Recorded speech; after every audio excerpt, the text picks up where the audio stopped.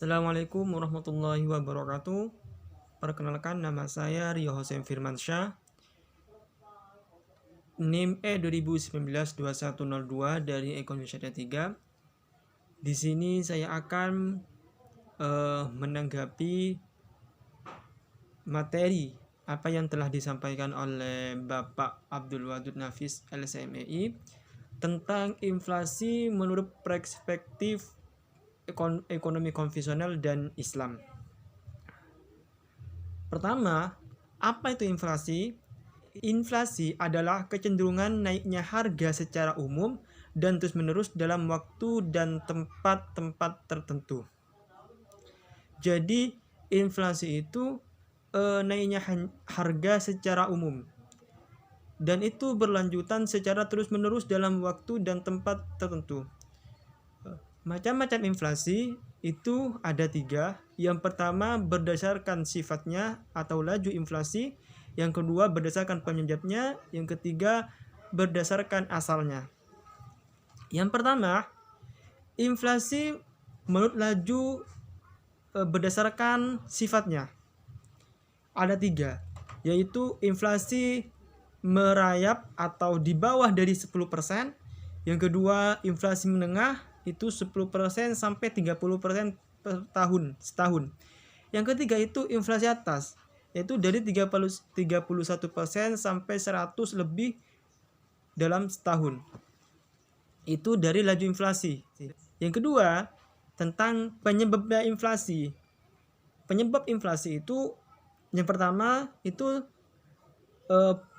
bisa terjadi karena permintaan masyarakat semakin kuat atau semakin tinggi. Itu yang pertama. Yang kedua, penawaran di sini yaitu inflasi yang timbul kenaikan harga biaya produksi atau berkurangnya penawaran agresif. Yaitu. Yang ketiga itu inflasi inflasi dari asalnya. Yang pertama itu inflasi dalam negeri, kedua inflasi luar negeri. Sekarang tentang sebab-sebab terjadinya inflasi. Sebab terjadinya inflasi itu ada 3, itu terjadi karena permintaan. Yang kedua, inflasi itu terjadi penawaran. Yang ketiga itu terjadi campuran dari permintaan dan penawaran. Itu sebab-sebab terjadinya inflasi. Kalau menurut perspektif Islam, inflasi itu dibagi menjadi 2. Yang pertama, inflasi secara natural atau alamiah. Yang kedua itu inflasi secara akibat ulah manusia.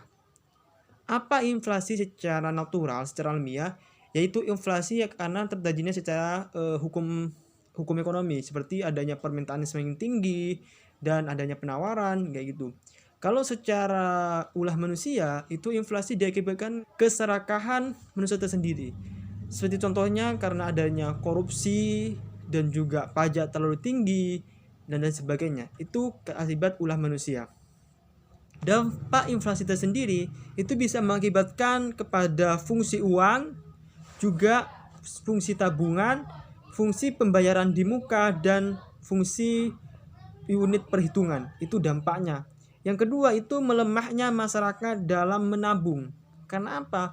Karena terjadinya inflasi itu masyarakat yang akan menabung karena adanya suatu perubahan, kenaikan satu harga.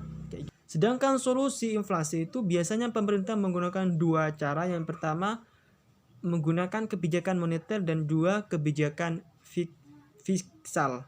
Itu yang biasanya diupayakan menggunakan kebijakan 2 tersebut. Mungkin ini dari saya, kurang lebihnya mohon maaf.